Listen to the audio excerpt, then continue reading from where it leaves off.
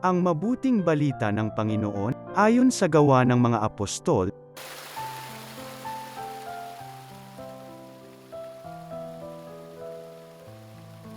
nagkaisa ang damdamit isipan ng lahat ng sumasampalataya at di itinuring ninuman na sarili niya ang kanyang mga ari-arian, kundi para sa lahat. Ang mga apostol ay patuloy na gumagawa ng kababalaghan at nagpapatutuo sa muling pagkabuhay ng Panginoong Hesus. At ibinuhos ng Diyos ang kanyang pagpapala sa kanilang lahat.